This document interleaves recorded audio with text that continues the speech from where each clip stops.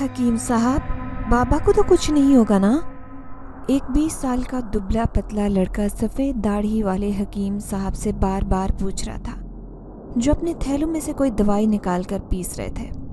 قریب ہی ایک بوڑھا آدمی بے سدھ لیٹا ہوا تھا، جو اس لڑکے کا باپ تھا اور بہت بیمار تھا۔ ہاں، تمہارا باپ ٹھیک ہو جائے گا، ہم اپنی پوری کوشش کرے گا، تم پریشان نہ ہو برلاس بچہ۔ حکیم صاحب اس کے ہر بار پوچھنے پر اسے تسلی دے رہے تھے، مگر جیسے اس کو سکون نہیں مل رہا تھا۔ ہر تھوڑی دیر بعد وہ پوچھتا اور پھر کسی عورت کے رونے کی آواز آتی تو وہ اٹھ کر چلا جاتا۔ بالکل برابر والے گھر میں اس کی ماں تھی، جو قرآن مجید کی تلاوت کرتی اور اپنے بیمار شوہر کی صحت یابی کے لیے دعا کرتے ہوئے سسک سسک کر رونے لگتی تھی۔ برلاس بامشکل ماں کو چپ کروا کر واپس حکیم صاحب کے پاس آ جاتا اور اپنے باپ کو نظر کا ارتکاز توڑے بغیر دیکھتا رہتا، جیسے ابھی اس کا باپ آنکھیں کھولے گا اور اٹھ کھڑا ہو جائے گا پہلے کی طرح، لیکن اب ایسا ممکن نہیں تھا۔ برلاس کا بابا زمیندار انسان تھا۔ تھوڑی بہت زمینیں ورثے میں ملی تھی، جن پر برلاس کا بابا فصل لگاتا اور اپنے گھر کو پالتا تھا۔ اس زمین پر گاؤں کے سردار نے نظریں گاڑی ہوئی تھی، لیکن پنچایت کے قانون کے مطابق وہ چھین نہیں سکتا تھا۔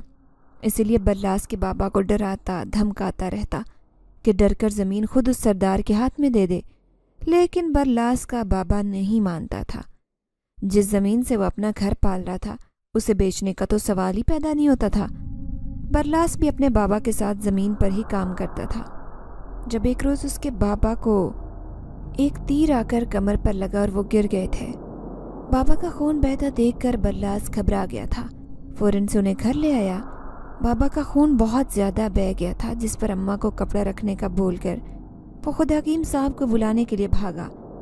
یہ ایک قبائلی علاقہ تھا، جہاں ایک نئی دنیا، نئی ریاست بستی تھی، جس کا حکمران وہ نہیں ہوتا تھا جو سارے ملک کا ہو، بلکہ اس کا حکمران گاؤں کا وہ خاندان ہوتا تھا جو جدی پشتی طاقتور اور امیر چلتے آ رہے ہوں۔ برلاس کے علاقے میں بھی سرداروں کی حکومت تھی، نہ کوئی عدالت تھی نہ پولیس، فیصلے پنچایت کرتی تھی اور سزا سردار دیتے تھے۔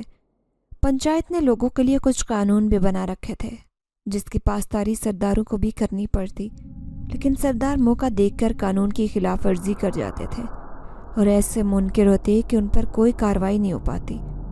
علاقے میں کوئی اسکول، ہسپتال بھی نہیں تھا۔ دین کی بنیادی تعلیم مولوی صاحب دیتے تھے، اور ہسپتال کے نام پر حکیم صاحب کا ایک دوا خانہ تھا، جہاں سارے علاقے کے لوگوں کے ہر مرض کا علاج ہوتا۔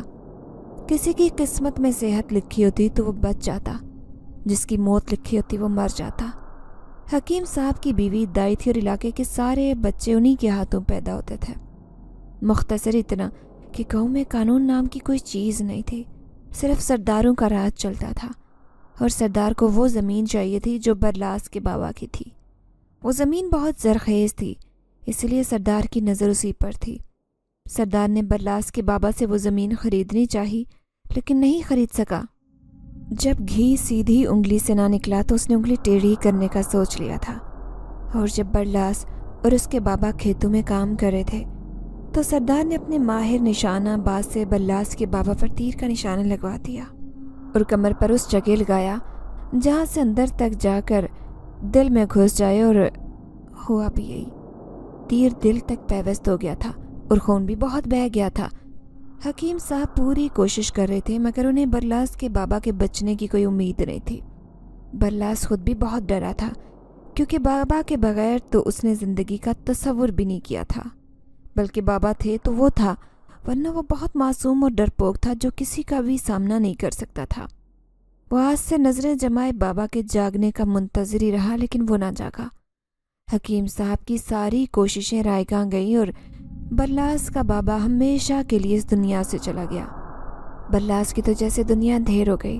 علاقے کے سب لوگ جنازے پر بھی آئے اور اس کے بعد برلاس کو حوصلہ دینے بھی، مگر برلاس کے حوصلے بری طرح سے ٹوٹ چکے تھے۔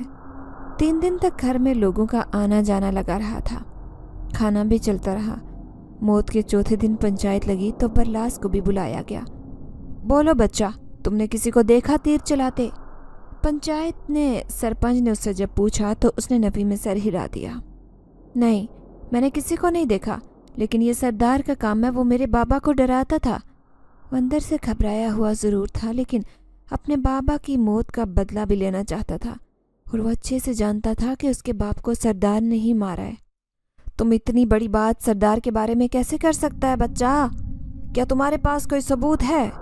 برلاس نے نفی میں سر ہلایا۔ اس کے پاس دل کی گواہی کے سوا کوئی ثبوت نہیں تھا۔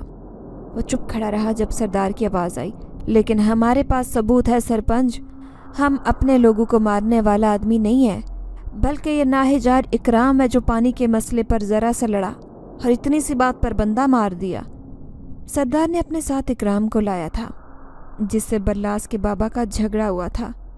اکرام نے خود بھی قبول کر لیا کہ اسی نے برلاس کے بابا کو مارا ہے۔ برلاس جانتا تھا کہ سردار نے اکرام کو اس کام کے لیے مجبور کیا ہے، یہ سب کہنے کے لیے، اور سردار کو کسی صورت سزا نہیں ہو سکتی۔ اس لیے برلاس نے ساری پنچایت کے سامنے اکرام کو اپنے بابا کا خون معاف کر دیا، جس سے اکرام خان کی موت ٹل گئی تھی۔ وہ گھر آ گیا تو دیکھا کہ اس کی ماں بیٹھی رو رہی تھی۔ بابا کے جانے کے بعد ہی اماں کا رو رو کر برا حال تھا۔ وہ صدمے سے یا تو بیٹھی رہتی یا بہت رونے لگتی۔ برلاس نے انہیں شانت کیا اور حکیم صاحب کی دی ہوئی دوائی کھلا کر انہیں کمرے میں لٹایا اور خود رات کے لیے کھانا بنانے کا سوچنے لگا۔ 3 دن تک تو برلاس کے بابا کے دوست، احباب، مہمانوں اور گھر والوں کو کھانا دیتے رہے تھے، لیکن اب سب جا چکے تھے۔ برلاس باورچی خانے میں آیا تو اسے کچھ بھی سمجھ نہیں آیا کہ وہ کیا بنائے۔ اسے کوئی کھانا نہیں بنانا آتا تھا سوائے مرغی والے سوپ کے۔ اماں بیمار تو تھیں تو ان کے لیے سوپ بہتر تھا، اسی لیے برلاس نے سوپ بنانے کا سوچا اور گھر کی ایک مرغی ذبح کر کے سوپ بنا لیا۔ تب تک اماں جاگ چکی تھی۔ انہیں سوپ پلانے کے بعد برلاس نے نیند کی دوا دے دی اور خود بھی لیٹ گیا، مگر ساری رات اسے نیند نہیں آئی تھی۔ صبح فجر کے اذانوں کے ساتھ وہ اٹھا اور نماز پڑھنے کے بعد بیلچہ وغیرہ لیے کھیتوں کی طرف چلا گیا۔ برلاس نے اپنے بابا کے ساتھ مل کر آلو کی سبزی کا بیج بنا ڈالا تھا، جس کی دیکھ بھال ضروری تھی۔ وہ کھیتوں میں پہنچا اور کام شروع کر دیا۔ ابھی تھوڑی دی روشنی پھوٹی تھی کہ سردار کے 3-4 بندے اپنی بندوقوں کے ساتھ وہاں آ گئے۔ سردار کا حکم ہے کہ تم آئندہ اس زمین پر نہیں آ سکتے، یہ زمین اب سردار کی ہے، تم یہاں سے چلا جاؤ۔ برلاس خان، سردار کا ایک آدمی چلا کر بولا تو برلاس گھبرا گیا تھا۔ لیکن یہ ہمارے بابا کی زمین ہے، ہم اس پر فصل نہیں لگائے گا تو کھائے گا کیا؟ ان کی بندوقوں کے ڈر سے وہ ڈرتے ڈرتے بولا تھا، گھاس کھاؤ یا مٹی، سردار کی بلا سے، لیکن اب تم ان زمینوں پر نظر آیا تو تمہیں بھی تمہارے بابا کے پاس پہنچا دے گا۔ سردار کے بندے نے کہہ کر ہوائی فائر کھول دیے تو برلاس سب کچھ وہیں پھینک کر گھر بھاگ آیا۔ اس کا بابا چلا گیا تھا اور بابا کی زمین بھی چلی گئی تھی۔ اسے سمجھ نہیں آ رہی تھی کہ اب گزارا کیسے ہوگا۔ سردار زمین پر قبضہ کر چکا تھا اور اب کسی صورت واپس نہیں کرنے والا تھا۔ پنچایت میں بھی جانے کا کوئی فائدہ نہیں تھا، کیونکہ اوپر سے جتنے مرضی وہ علاقے کے لوگوں کے رکھوالے بنتے، اندر سے وہ سردار کا ہی کھاتے اور گن گاتے تھے۔ وہ کسی صورت سردار کے خلاف نہیں جائیں گے۔ برلاس نے ہار مان لی اور اپنی ماں کی دیکھ بھال کرنے لگا، جو ہر گزرتے دن کے ساتھ بیمار سے بیمار ہوتی جا رہی تھی۔ اب تو حکیم صاحب کی دوائیں بھی اثر نہیں کر رہی تھی اور برلاس بہت پریشان تھا۔ بابا کے بعد وہ ماں کو بھی نہیں کھونا چاہتا تھا۔ ایک دن برلاس کا دوست گھر آیا تو اس کی پریشانی کو دیکھ کر بولا، تم اپنی اماں کو شہر کیوں نہیں لے جاتا؟ یہ سردار لوگ ہیں نا، اپنا علاج شہر سے کرواتے ہیں، تبھی دیکھو کتنے اٹے کٹے ہیں، تم بھی شہر چلا جاؤ اور ماں کا علاج کرواؤ۔ برلاس کو اپنے دوست کی بات اچھی لگی۔ ویسے بھی اب اس علاقے میں برلاس کے پاس کچھ بچا ہی نہیں تھا کہ یہاں رہتا۔ گزر بسر کے لیے جو زمین تھی وہ بھی نہیں رہی اور کھانے تک کے لالے پڑنے سے پہلے برلاس شہر جانا چاہتا تھا۔ برلاس نے اپنا اور اماں کا ضروری سامان پوٹلی میں باندھا اور شہر کے لیے روانہ ہو گیا۔ 4 گھنٹے کے سفر کے بعد وہ شہر کے بس اسٹینڈ پر اترا تو وہ جگہ اسے بہت بھلی بھلی سی لگی، جہاں ہر طرف لوگوں کا ہجوم تھا اور بڑی بڑی عمارتیں تھیں۔ ایک آدمی سے سرکاری ہسپتال کا پتہ پوچھ کر اس نے ٹیکسی میں اماں کو بٹھایا اور ہسپتال پہنچ گیا۔ اس کی اماں کے پھیپھڑوں میں پانی بھر گیا تھا، اس وجہ سے وہ کھانس کھانس کر بہت بیمار ہو جاتی تھی۔ ہسپتال والوں نے اماں کو داخل کر دیا۔ وہ نکل کھڑا ہوا اور کسی اور کام اور چھوٹے سے گھر کی تلاش میں گیا۔ شام تک تو اس کے 14 طبق روشن ہو گئے تھے۔ جب اسے شہر کے مکانوں کے کرائے پتہ چلے इतने ज़्यादा किराए वो नहीं दे सकता था, इसलिए मायूस सा वापस अस्पताल आ गया। अम्मा वार्ड में थी और वो बाहर बेंच पर बैठा था। एक चौकीदार वहाँ फिर रहा था, जिससे बरलास की बातचीत शुरू हुई और होते होते मकान ढूंढने की बात से भी निकल गई। तुम घर ढूंढ रहे हो तो मिल जाएगा बहुत कम किराए में। मेरे घर के सामने ही है वो घर। वो एक कमरा है, एक किचन है और एक बाथरूम है, छोटा सा सहन भी है। तुम्हारे लिए ठीक रहेगा, कच्ची बस्ती है लेकिन तू रह लेगा वहाँ। चौकीदार की बात सुनकर तो बरलास की बादशाह खिल उठी। अगले दिन अम्मा को नाश्ता करवाने के बाद वो चौकीदार के साथ उस कच्ची बस्ती में आ गया। घर कच्चा सा था लेकिन मुनासिब किराए पर था। बरलास ने ले लिया। सोने के कुछ जेवरात थे अम्मा के पास, जो उसने सुनार के पास बेच दिए और उस घर में आ गया। घर के साथ उसे काम भी चाहिए था, जो उसे एक फैक्ट्री में मिल गया था, मगर वो ज़्यादा पैसे कमाना चाहता था। सर्दियों के दिन थे तो उसने सूप बनाकर बेचने का सोचा। तब तक अम्मा भी सेहतयाब होकर घर आ गई थी। वो अम्मा को सुबह नाश्ता और दवाएं देकर फैक्ट्री जाता और असर को वापस आकर अम्मा को खाना खिलाने के बाद सूप तैयार करता और फिर घर से कुछ दूर एक दरख्त तले ठेला लगाकर बेचता था। वो दरख्त शहर और कच्ची आबादी के बीच में था, इसलिए शहरी और कच्ची बस्ती वाले दोनों ही बरलास का सूप शौक से पीने लगे थे। बरलास की एक आदत थी, शाम को जब भी वो सूप की रेहड़ी लगाता तो खुदा के नाम पर पहले एक बॉल हिस्सा निकालता था और फिर उस बॉल को दरख्त की दूसरी तरफ रख देता, ताकि कोई जानवर या परिंदा या कोई भी भूखा हो तो खाए और बरलास के हिस्से में बहुत सारा सवाब आए। ये उसने अपने बाबा से सीखा था। वो हर फसल में से पहला हिस्सा खुदा के नाम पर निकालकर मस्जिद की सीढ़ियों पर रख देते थे और फिर जिसको ज़रूरत होती वो ले जाता था। कौन ले गया कोई नहीं जानता था। इसी तरह बरलास का बाबा नेकी का काम भी कर लेता और किसी सफ़ेद पोश की इज्जत नफ्स भी हर्ट नहीं होती थी। बरलास रोज़ ही सूप का प्याला भर कर रख देता और जाते हुए उसे वो खाली प्याला पड़ा मिल जाता, जिसे वो ले जाता। बरलास नहीं जानता था कि उसका सूप कौन पीता है। वो ये भी नहीं जानता था कि जिस दरख्त के नीचे वो सूप की रेहड़ी लगाता है, उसी दरख्त पर एक जिनज़ादी रहती थी, जिसकी काफ़ी उम्र बीत चुकी थी और वो बहुत बीमार थी। वो जिनज़ादी अपने कबीले की मलिका हुआ करती थी, लेकिन फिर उसके कुछ अपनों ने चालें चलकर उसे बीमार कर दिया। कबीले की रिवायत थी कि सिर्फ सेहतमंद मलिका ही हुकूमत कर सकती है। जब वो जिनज़ादी मलिका बहुत बीमार पड़ गई, उससे उसका तख्त छीन लिया गया और उसे कबीला बदर भी कर दिया गया। तब से वो इसी दरख्त पर रह रही थी। किसी के हाथ से कोई खाना वगैरह गिर जाता तो वो उठाकर खा लेती, वरना उसमें खाना ढूंढने तक की सकत नहीं बची थी। भूख की वजह से वो दिन ब दिन मज़ीद कमज़ोर और बीमार होती जा रही थी। जब बरलास ने वहाँ अपना सूप का ठेला लगाया तो बरलास बहुत ही साफ़ सुथरा और सेहतमंद सूप बनाता था, जो हर एक के लिए बहुत फ़ायदा मंद होता, ख़ास करके बीमार लोगों के लिए। बरलास ने पहले दिन ही सूप का प्याला भरकर दरख्त के पास रखा तो जिनज़ादी बहुत खुश हुई और फ़ौरन से वो सूप पी लिया। सूप इतना मज़ेदार था कि जिनज़ादी शिद्दत से रोज़ बरलास के आने का इंतज़ार करने लगी। जैसे ही बरलास सूप रखता वो जल्दी से पी जाती थी। बरलास का सूप पीकर वो कुछ ही दिन में सेहतयाब होने लगी थी। उसने खुद से अहद किया था कि जब वो मुकम्मल तौर पर ठीक हो जाएगी तो बरलास की मदद करके उसके एहसान का बदला ज़रूर चुकाएगी। बरलास दिन को फैक्ट्री चला जाता और उसकी अम्मा अकेली होती थी, इसीलिए जिनज़ादी रूप बदल कर बरलास के घर में आ गई थी। बरलास की अम्मी ने दरवाज़ा खोला तो इतनी खूबसूरत लड़की को देखकर शशतर रह गई। जिनज़ादी ने उन्हें अपना नाम ज़ारा बताया और उनकी इजाज़त लेकर घर में दाखिल हो गई थी। मुझे पता चला आप दिन को अकेली होती हैं घर पर और बीमार भी हैं, इसलिए मैंने सोचा कि आपके बेटे के आने तक मैं रोज़ आपके साथ वक्त गुजारा करूं। क्या मैं आपके घर आ सकती हूं? जिनज़ादी ने बेहद मोहब्बत से पूछा तो अम्मा फ़ौरन मान गई थी। वो कौन है, कहाँ से आई है, कहाँ रहती है? अम्मा ने कोई सवाल नहीं पूछा, बस खुश दिली से उसकी बात मान ली थी। ये भी जिनज़ादी का जादू ही था। वो सारा दिन जिनज़ादी ने अम्मा के साथ गुजारा, उनके लिए खाना बनाया, उन्हें खाना खिलाया, दवाएं खिलाई, उनके पाँव दबाए और बरलास के आने से पहले वापस चली गई थी। बरलास घर आया तो उसे गैर मामूली सा एहसास हुआ था, किसी के होने का, और पूरे घर में जो खुशबू फैली थी वो उसे बहुत भली मालूम हो रही थी। अम्मा, घर में कोई आया था?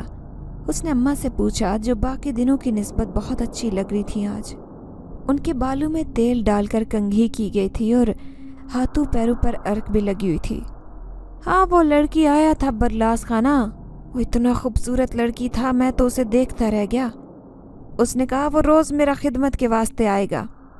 अम्मा एक ही दिन में उस लड़की से जितनी मानूस नज़र आ रही थी, बरलास देख सकता था। शुक्र किया कि चलो कोई तो दिन को अम्मा के पास होगा। तुमने पूछा नहीं अम्मा वो किधर रहता है? बरलास खाने की ट्रे अम्मा के सामने रखकर बैठ गया और उन्हें नवाले बनाकर खिलाने लगा। नहीं, हमने नहीं पूछा, वो इतनी प्यारी प्यारी बातें कर रहा था कि हमें याद ही नहीं रहा। चलो कोई बात नहीं, कल पूछ लेना, बरलास ने कहा और अम्मा को खाना खिलाने के बाद सूप बनाने लगा। सूप बनाकर वो दरख्त के नीचे ही अपनी रेड़ी लेकर आया और हमेशा की तरह पहला प्याला खुदा के वास्ते पर दरख्त के पीछे रख दिया। जिनजादी दरख्त पर बैठी सूप पीते बरलास को ही देख रही थी, जिसके कम उम्र चेहरे पर बहुत परेशानियां और अजियतें रकम थी। वो उन अजियतों को ख़त्म करना चाहती थी। वो उस मेहरबान लड़के के हर दुख को ख़त्म कर देना चाहती थी, मगर अभी वो खुद बीमार थी तो कुछ भी करने की पोजीशन में नहीं थी। लेकिन बरलास की माँ की खिदमत ही कर सकती थी। वो रोज़ बरलास के घर आने से पहले खूबसूरत लड़की ज़ारा का रूप लेकर बरलास के घर जाती और सारा दिन उसकी माँ के साथ गुजारती थी। उसकी माँ काफ़ी हद तक जिनजादी से मानूस हो चुकी थी और बरलास के सामने भी उसके हुस्न और लहजे और रवैये की इतनी तारीफ़ करती कि बरलास बहुत गौर से सुने जाता। उसके दिल में भी इस लड़की ज़ारा से मिलने की ख्वाहिश जागी थी, मगर जब वो घर आता तो वो नहीं होती थी। कई बार उसने माँ को कहा कि वो ज़ारा को उसके आने तक रोक रखें, लेकिन ज़ारा को रोक पाना मुश्किल था। वो बरलास के सामने नहीं आना चाहती थी, बल्कि वो आ ही नहीं सकती थी। खूबसूरत लड़की का रूप वो दिन के वक्त तो ले सकती थी, लेकिन शाम के बाद वो रूप बदले रखना बहुत मुश्किल था, क्योंकि वो बीमार और कमज़ोर थी। उसकी ताकतें भी कमज़ोर पड़ गई थी। काफ़ी दिन तक उससे मिलने की कोशिश में जब बरलास कामयाब नहीं हो सका तो उसने ख़त के ज़रिए ज़ारा से बात करने का फ़ैसला किया। थोड़ा बहुत पढ़ना और लिखना कारी साहब ने ही सिखा रखा था, जिससे टूटे फूटे तलफ़्फ़ुज़ में वो ख़त ही लिख लेता था। वो ज़ारा से हम कलाम होना चाहता था, क्योंकि जितनी तारीफ़ उसने अपनी माँ से सुनी थी ज़ारा की, और जितनी खिदमत ज़ारा उसकी अम्मा की करती थी, बरलास को तो देखे बग़ैर ही उससे मोहब्बत हो गई थी। बरलास ने पहला ख़त लिखने में कापी के कई सफ़ात ख़राब कर दिए थे और बिलाखिर चंद लफ्ज़ों में बात का आगाज़ कर ही दिया था। मैं बरलास हूँ जिसके घर तुम रोज़ आता है। मैं तुमसे मिलना चाहता है, मगर तुम मेरे आने से पहले ही घर से चला जाता है। चलो मुलाकात ना सही तो लफ्ज़ों की बात ही सही। मैं तुम्हारा बहुत एहसानमंद है कि तुम हमारी अम्मा का खिदमत करता है। अम्मा तुम्हारी बहुत तारीफ़ें करता है और मुझे यकीन है कि तुम वैसा ही खूबसूरत होगा जैसा अम्मा तुम्हारा नक्शा बताती है। बरलास का ख़त पढ़कर ज़ारा के रूप में उसकी खराई जिनजादी मुस्कुरा दी थी, लेकिन खूबसूरती की बात पर उसका दिल बैठने लगा था। अब वो कहाँ खूबसूरत रही थी। उसकी उम्र गुजर चुकी थी और वो बूढ़ी हो चुकी थी। सर के बाल सफ़ेद हो चुके थे और चेहरे पर झुर्रियाँ ज़ाहिर होने लगी थी। रंगो रूप तो माज़ी का किस्सा बन चुका था, लेकिन वो जिनजादी थी, कभी भी फिर से जवान और ख़ूबसूरत हो सकती थी, एक बहुत बड़ी कुर्बानी देकर। जिनजादी ज़ारा ने बरलास के ख़त के जवाब में लिखा, मैं ज़ारा हूँ और तुम्हारे घर रोज़ आती हूँ। तुम्हारी अम्मी से मिलना और उनसे बातें करना अच्छा लगता है। बहुत जल्द तुमसे मुलाकात होगी। चंद लफ्ज़ कागज़ पर लिखकर वो शाम होने से पहले ही दरख्त पर चली गई थी। और जब बरलास सूप लेकर आया तो मज़े से बैठी सूप पीती बरलास के बारे में ही सोच रही थी, जो लफ्ज़ों का बहुत अच्छा साहिर निकला था। अगले दिन वो बरलास के घर गई तो वहाँ फिर से एक ख़त मौजूद था। मैं इंतज़ार करूँगा उस दिन का जब तुमसे हम गुलाम होगा, सीधा मुलाकात करेगा। एक लफ्ज़ी तहरीर पढ़कर जिनजादी ज़ारा मुस्कुराई। बरलास से बात करके उसे बहुत खुशी मिल रही थी। इतनी लंबी ज़िंदगी जी थी उसने, कई 100 साल से वो इस दुनिया में थी, लेकिन आज तक ऐसी फीलिंग उसे कभी भी नहीं आई थी जैसी अब आ रही थी। बरलास और जिनजादी के ख़तों किताबत बढ़ने लगे थे। ढेरों बातें ख़त पर करते दोनों एक दूसरे की शदीद मोहब्बत में गिरफ़्तार हो चुके थे। बरलास तो अम्मा की बातों की वजह से उससे मोहब्बत में मुब्तला हुआ था, और फिर जब ज़ारा से हम कलाम हुआ तो उसे ज़ारा से इश्क होने लगा था। पहली बार उसे कोई लड़की दिल से अच्छी लगी थी। वो उससे मिलना चाहता था, लेकिन जिनजादी की अपनी मजबूरियाँ थी। وہ چاہ کر بھی اس سے مل نہیں سکتی تھی، کیونکہ جس خوبصورت لڑکی کا وہ ذہن میں بنائے برلاس بیٹھا تھا وہ تھی ہی نہیں۔ وہ تو بس ایک بیمار، کمزور اور لاچار بوڑھی جن زادی تھی جو جوان ہو سکتی تھی، مگر اس کے بدلنے پر جس چیز کی قربانی دینی تھی وہ بمشکل بلکہ ناممکن سا لگتا تھا۔ ایسی چیز کی قربانی جس کے بغیر رہنے کا اس نے تصور بھی نہیں کیا تھا، جو کئی سالوں سے بلکہ اس کی پیدائش کے وقت سے اس کے ساتھ تھی، اور اس کے جناتی طاقتیں تھیں جنہیں چھوڑنا بہت مشکل تھا، جن کے بغیر تو وہ ادھوری تھی ہی، لیکن ان کے بغیر وہ برلاس کی بھی کوئی مدد نہیں کر سکتے تھے۔ اس لیے کئی بہانے خط میں لکھ دیتی، اور وہ برلاس ہجر کی آگ میں جلتا اس دن کا منتظر تھا جب اس کی ملاقات زارا سے ہو۔ اور دوسری طرف جن زادی کو جب پتہ چلا کہ برلاس کی زمینیں گاؤں کے سردار نے زبردستی ہتھیا لی ہیں، تو اس نے برلاس کی زمینیں واپس لانے کا فیصلہ کیا تھا۔ وہ برلاس کی ساری مصیبتیں ختم کر دینا چاہتے تھے۔ ایک بار برلاس کی زمینیں اسے واپس مل جاتی تو وہ پھر سے ایک اچھی زندگی گزار سکتا تھا۔ جن زادی نے گاؤں جانا تھا اور وہاں سردار کو ڈرانے دھمکانے میں کتنا وقت لگے گا وہ نہیں جانتی تھی، اس لیے اماں سے ملنے آئی تو بولی، اماں میں کچھ دن کے لیے شہر سے باہر جا رہی ہوں، میری خالہ کی طبیعت خراب ہے، ان سے ملنے کے لیے آپ برلاس کو بتا دیجیے گا میں کچھ دن تک آپ کے پاس نہیں آ سکوں گی۔ کوئی بات نہیں بچہ، تم اپنی خالہ کا بہت خیال رکھنا۔ اماں سے وداع لے کر وہ گاؤں کے لیے نکل گئی تھی۔ وہ ایک نارمل انسان کی طرح گاؤں میں رہنا چاہتے تھے تاکہ انسانوں سے انسانوں کی طرح ہی نمٹا جا سکے۔ وہ جن زادی تھی لیکن لوگوں کو اس نے اپنے وجود سے پریشان کیا نہ ڈرایا، اور آگے بھی آسیب بن کر ڈرانے کا کوئی ارادہ نہیں رکھتے تھے، بلکہ انسانوں سے انسانوں کی زبان میں ہی بات کرنا چاہتے تھے۔ اس کی طبیعت بھی کافی حد تک سنبھل چکی تھی اور جناتی طاقتیں پھر سے کام کرنے لگی تھی، اس لیے وہ سب کے ہوش ٹھکانے لگانے کے لیے تیار بیٹھی تھی۔ ایک پولیس والی SHO زارا بن کر وہ گاؤں میں گئے تھے۔ گاؤں میں پہلی بار کسی پولیس والی کے بھرتی ہونے کی خبر جنگل میں آگ کی طرح پھیلی تھی۔ گاؤں والے یوں دیکھنے آئے تھے جیسے میلہ یا سرکس لگا ہو اور نیا عجوبہ آیا ہو۔ وہ جانتی تھی کہ یہ خبر جب سردار تک پہنچے گی تو وہ بھی بھاگتا ہوا پہنچے گا، دیکھنے کہ اس کی ریاست میں قانون بنانے والا اور کون چلایا ہے۔ زارا نے جانے کے اگلے دن پنچایت کو بٹھایا تاکہ سب کے سامنے سردار سے بات ہو جائے۔ سردار صاحب، سرکار تک خبر پہنچی ہے کہ اب کمزوروں کی زمین ہڑپ کر جاتے ہیں، جیسے برلاس اور اس کے باپ کی زمین ہے۔ سرکار نے مجھے بھیجا ہے کہ اب سے درخواست کروں کہ وہ زمین انہیں واپس کر دیں۔ جن زادی بہت تحمل سے بولی تھی، مگر سردار اپنے ہی غرور میں مست تھا۔ اچھا، تو اس چھٹانگ بھر کے لونڈے نے شہر جاتے ہی سرکار سے میری شکایت بھی کر دی، اب وہ تو نہیں بچے گا۔ پورے شہر میں بگا بگا کر اس کو نہ مار دیا تو میں بھی سردار نہیں، اور تم بھی ہو سرکار کی نوکر، ہم نہیں۔ تم نے نوکری پوری کی، ہم تک خبر پہنچائی، اس کا شکریہ۔ اب چلتی بنو یہاں سے۔ پولیس حاکمیت چاہتی ہے اور سردار کے ہوتے ہوئے کوئی حکومت نہیں کر سکتا، نہایت حقارت اور بدتمیزی سے کہتا سردار کھڑا ہو گیا تھا۔ جن زادی کو بہت غصہ آیا۔ سردار جیسے جانور کو انسان سمجھ کر انسانوں کی طرح اس سے ڈیل کرنے کا سوچا تھا، اسے دوسرے طریقے سے ہی سبق سکھانا ٹھیک تھا۔ اپنے غرور میں اٹھ کر گارڈز کے نرغے میں وہ جا رہا تھا جب جن زادی نے آنکھ کے اشارے سے جادو کیا اور درم سے سردار نالی میں گر گیا۔ اس کے گارڈ نے اسے پکڑ کر نکالا تو اس کی شکل نالے جیسی گندی ہو رہی تھی۔ وہاں موجود سب کے منہ سے ہنسی کی پھوار پھوٹ پڑی تو سردار آپے سے باہر ہو گیا۔ جو مجھ پر ہنسا اڑا دوں نے، تیش میں اس نے اپنے گارڈز کو کہا۔ جیسے ہی گارڈز نے بندوقوں سے فائر کھولے تو گولیوں کی جگہ ٹافیاں گرنے لگی، جنہیں دیکھتے ہی بچوں کا جمع غفیر ان پر جھپٹ پڑا تھا۔ گارڈز اور سردار حیرت سے بندوقوں کو دیکھ رہے تھے، جانے ٹافیاں کیسے نکل رہی تھی۔ سردار نے گارڈز کے ہاتھوں سے بندوق لے کر الٹی سیدھی کر کے چیک کرنی چاہی تھی کہ اس کا ہاتھ ٹریگر پر لگ گیا جب ایک زوردار آواز گونجی۔ یہ آواز گولی کی تھی جو سردار کے پیر پر لگ گئے تھے اور وہ چلا رہا تھا۔ وہاں ایک دم سناٹا چھا گیا۔ سب لوگ خوف زدہ ہو گئے تھے کہ بندوق سے گولیوں کی جگہ ٹافیاں نکل رہی تھی اور اچانک سے گولی نکلی۔ کوئی نہیں جانتا تھا کہ یہ جن زادی زارا کا کمال ہے۔ گارڈز نے سردار کو ٹانگوں اور بازو سے اٹھایا اور بندوقیں وہیں پھینکتے بھاگ کھڑے ہوئے۔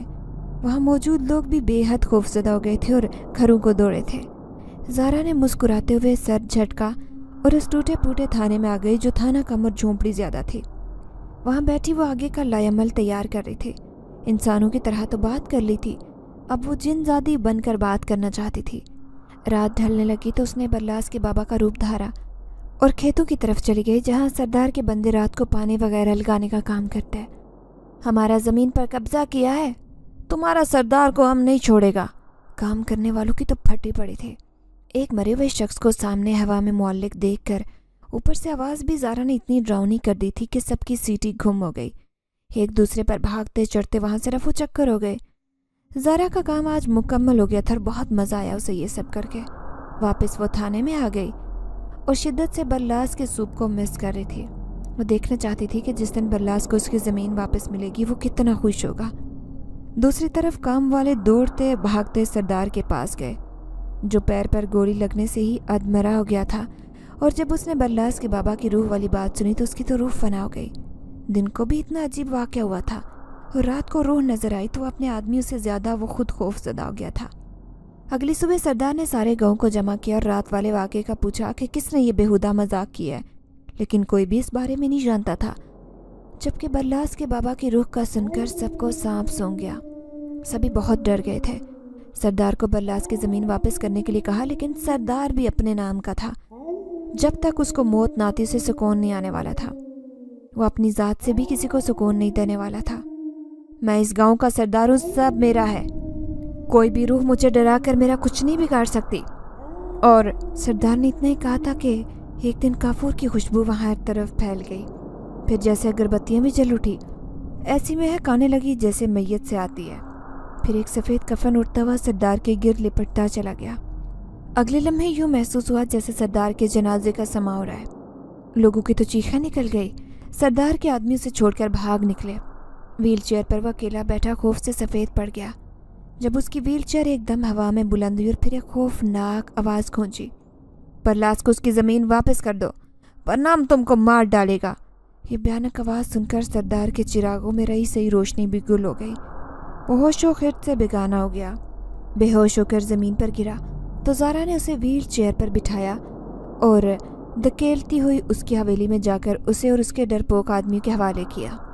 ज़ारा को लगा कि अब तो हर सूरत ही सरदार मान जाएगा, मगर वो उल्टी खोपड़ी का आदमी था। मौत सर पर खड़ी थी तो फिर भी उसे ज़मीनें नहीं देनी थी। उसको होश आया तो वो बहुत डरा था। उसकी बीवी ने दम करवाने के लिए मौलवी को बुलाया तो सरदार ने मौलवी साहब के पैर पकड़े और कहा कि कुछ ऐसा करो जो नादीदा कुव्वत से उसे काबू किया जा सके। मौलवी साहब ने अमल किया और धागा सरदार की कलाई पर बांधा और एक किल बरलास की ज़मीनों और उसकी हवेली के बाहर ठोंक दिया था ताकि नादीदा कुव्वत हमला न कर सके। रात हुई तो जिनज़ादी ज़ारा ज़मीनों के लिए भेस बदल कर निकली, मगर वहाँ पहुँचते उसे बिजली का 100 वाल्ट का झटका लगा, क्योंकि मौलवी ने हिसार बांध दिया था, जिसे तोड़ने में जिनज़ादी का बुरा हाल हो गया और ताकतें एकदम से कमज़ोर हो गई, क्योंकि वो जिस्मानी लिहाज से तो कमज़ोर थी ही, मगर उसने फिर भी हिम्मत न हारी और हवेली जाने का सोचा। वहाँ जाकर तो एक और इतना तेज़ बिजली का करंट लगा कि उसकी हालत ख़राब हो गई। उसकी 1 मिनट की हिम्मत या ताकत नहीं बची थी किसी से लड़ने की। बमुश्किल थाने पहुंची और ज़मीन पर बेसुध पड़ गई। अगली सुबह आँख खुली तो जिस्म बेइंतहा दर्द और कमज़ोरी महसूस हो रही थी। उसने तो ये सोचा ही नहीं था कि सरदार अपनी हिफाजत के लिए यूँ हिसार भी बंधवा सकता है। अब जब तक ये हिसार था वो सरदार का कुछ नहीं बिगाड़ सकती थी। सारा दिन थाने में पड़ी रही। भूख सताने लगी तो थाने से निकली और पहले नज़र आते घर का दरवाज़ा बजाकर खाना मांगा, जो उससे मिल गया। थोड़ी तवानाई बहाल हुई। वो सोचने लगी कि कैसे सरदार पर हमला करे, तो उसके दिमाग में तेज़ी से आइडिया आया। वह हवेली नहीं जा सकती थी, लेकिन सरदार तो बाहर आ सकता था और अब बस किसी तरह से उसको हवेली से बाहर निकालने का मरहला था। वो सोचकर थक चुकी कि उसे क्या करना चाहिए। अपनी सारी ताकतें लगानी पड़ जाए, मगर सरदार से हर सूरत ज़मीन लेनी थी। ईशा के बाद वह हवेली की तरफ गई और हवेली के इर्द गिर्द आग लगा दी, जिसका धुआं और तपश पूरे गांव में फैल गई। हवेली वाले भी इस अचानक अफ्तार पर परेशान से होते हवेली से बाहर भागे। कोई सरदार की व्हील चेयर धकेले उसे भी बाहर ला रहा था। सरदार हिसार से बाहर आ चुका था, यानी अब ज़ारा उसके साथ जो भी करती वो कर सकते थे। ज़ारा ने सबसे नज़र बचाकर एकदम रूप बदला। बरलास के बाबा की रूह बनकर हवा में मुअल्लिक हो गई। सरदार की दो घग्गी बंद गई। जैसे ही ज़ारा ने उस पर जादू किया तो वो जादू वापस पलटकर ज़ोर से ज़ारा को ही लगा। सरदार के हाथ पर जो धागा था वो उसकी हिफाजत कर रहा था जिन्नों और रूहों से। सारा गांव खड़ा ये तमाशा देख रहा था। जहां बरलास के बाबा की रूह सरदार पर हमला कर रही थी, लेकिन वो सरदार को लगने की जगह पलट कर रूह को ही लग रही थी। ज़ारा का ये पलटवारों से बुरा हाल हो गया था और वो एकदम वहाँ से गायब हुई और थाने में गिरी थी। किसने सरदार को हिसार और तावीज़ बांध दिया? मेरा प्लान कैसे काम करेगा? बरलास को ज़मीन कैसे मिलेगी? तकलीफ़ की अबतर हालत में भी ज़ारा को बरलास की फ़िक्र थी। जिनज़ादी को इश्क हुआ था और बहुत शदीद था। इस इश्क में वो कुछ भी कर सकती थी। अगली सुबह उठी और इस अज़म के साथ उठी कि सरदार का पत्ता साफ कर देगी। उसके पास ऐसा प्लान था जो 100% काम करने वाला था। जिनज़ादी ज़ारा ने पुलिस का यूनिफॉर्म पहना और सरदार की हवेली जा पहुंची। गार्ड ने उसे देखकर सवाल किया तो उसने कहा कि मुझे सरदार से मिलना है। उन्हें कहा कि एसएचओ ज़ारा आई है, ख़ास उनसे मिलने। चौकीदार अंदर चला गया। कुछ देर बाद लौटा तो बोला, सरदार कह रहे हैं अंदर आ जाएं आप। चौकीदार की बात सुनकर वो लब भींच कर रह गई। वो हवेली में दाखिल नहीं हो सकती थी। उस हिसार की वजह से जब तक हवेली का कोई फर्द उसे खुद अंदर आने की इजाज़त न देता, वो अंदर जा ही नहीं सकती थी। हवेली से किसी को बुलाओ में बगैर इजाज़त के किसी के घर जाना पसंद नहीं करती। वो किधर नागवारी से बोली तो चौकीदार ने बुरा सा मुंह बनाया। मैं दे रहा हूँ ना इजाज़त, चली जाओ अंदर। चौकीदार भी खुद को पुलिस वाली से ऊपर की चीज़ समझता था। वाकई अंधा राज था उस गाँव में। तुम इस हवेली के फ़र्द हो? नहीं ना, तो फिर अपनी औकात में रहो और हवेली के किसी फ़र्द को बुला लाओ। बेइज्जत करने पर वो मुंह बिसोरता वापस अंदर चला गया। कुछ देर बाद उसने अपने साथ एक दुबली पतली सांवली सी औरत को बाहर लाया, जिसने बहुत सारा जेवर पहन रखा था। यकीनन ये सरदार की बीवी थी। मैम, क्या मैं अंदर आ सकती हूँ? आप मुझे अपनी खूबसूरत हवेली में आने की इजाज़त देंगी? उसने बहुत मोहतात होकर इजाज़त मांगी और तवक्को के ऐन मुताबिक इजाज़त मिल गई, जो पाकर चेहरे पर हज़ारों रंग बिखर गए। अब तो सरदार को कोई भी नहीं बचा सकता था। मैं अंदर गई तो सरदार की बीवी ने एक कमरे की तरफ इशारा किया जहाँ सरदार था। मैं सरदार के कमरे में दाखिल हुई तो वो बेड से टेक लगाए बैठा था। उसके हाथ में वही काला धागा था। ज़ारा को सबसे पहले किसी तरह उसे मजबूर करना था कि वो धागा दे दे। उसे जैसे मजबूर करना था, ये भी जिनज़ादी अच्छी तरह से जानती थी। सरदार, मुझे वापस मत भेजिए वरना मेरी नौकरी ख़त्म हो जाएगी। मुझे अपनी पनाह में रख लीजिएगा। कमाल की अदाकारी करते उसने अपने लहजे को नरम बनाया था। सरदार की तो आंखें ही बाहर उबल आई थी जब एक लड़की, वो भी इतनी खूबसूरत, सामने से पनाह में आने की बात कर रही हो। तुम वाकई हमारी पनाह में आना चाहता है? तुम तो बड़ा खुशकिस्मत है। तुमको नहीं पता तुम कितना खूबसूरत है। तुम्हारे साथ मर्द लोग खुश होता होगा, तुम तो हमें भी खुश करेगा। सरदार खटी आदमी था, वो जानती थी, इसलिए उसने ये पत्ता फेंका। हाँ सरदार, बस मुझे गाँव से जाने का न कहो। वो मजीद रूहान से हुई। नहीं बोलेगा, तुम इधर आओ मेरा पास। सरदार ने हाथ आगे किया जिस पर स्याह धागा बांधा था। जिनज़ादी की आंखों से शोले भड़क उठे। सरदार, मुझे काले रंग पसंद नहीं है, एलर्जी है धागों वगैरह से। इसे उतारो, फिर हम तुम्हारा हाथ पकड़ता है। जिनज़ादी ने मीठे लहजे से कहा तो सरदार ने एक पल सोचे बिना, एक पल की देर किए बिना हाथ से काला धागा उतारा। यही पल था। जिनज़ादी ने अपनी आंख से चिंगारी निकाली और वो धागा भस्म हो गया। धागा फर्श पर गिरा था, इसलिए सरदार ने नोट नहीं किया, बल्कि हाथ जिनज़ादी की तरफ किए मुसलसल अपने पास बुला रहा था। उसी वक्त दरवाज़ा खुला और सरदार की बीवी सरदार के लिए सूप ले आई। सरदार, मैं फिर बाद में आऊँ? जिनज़ादी कहती जल्दी से निकल गई और सरदार के मुंह का जायका तक कड़वा हो गया। उसने खा जाने वाली नज़रों से अपनी बीवी को देखा और फिर वो सूप पिलाने उसके पास आई तो उसने एक ज़ोर का थप्पड़ उसे जड़ दिया। सरदार अभी थोड़ी देर पहले खुशनुमा हवाओं में था कि इतनी खूबसूरत लड़की उसके करीब होगी, लेकिन उस वक्त उसकी बीवी ने आकर सब सत्यानाश कर दिया। दूसरी तरफ जिनज़ादी अपनी फतह को बहुत करीब से देखकर खुशी महसूस कर रही थी। सरदार का इसार तोड़ने में कामयाब हो गई थी और अब उसे सरदार को सबक सिखाना था ताकि मरने से पहले वो बरलास की ज़मीन उसे वापस कर दे। उसी रात हवेली में फिर से आग भड़क उठी। लोग पानी की बाल्टी और कंबल लिए आग बुझाने को दौड़े चले आए थे।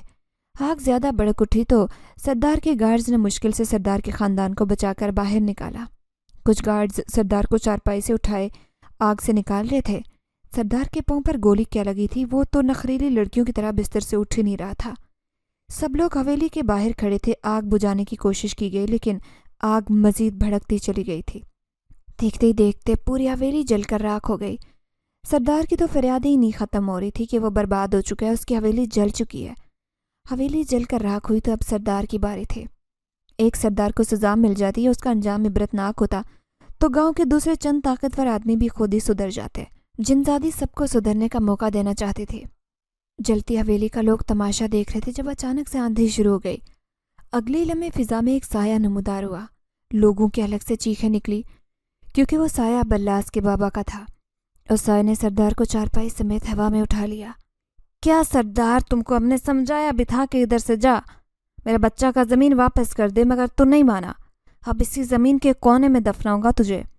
چھوٹی سی جگہ چاہیے ہوتی دفن کے لیے، اتنی زمین پر تو دفن نہیں ہوگا۔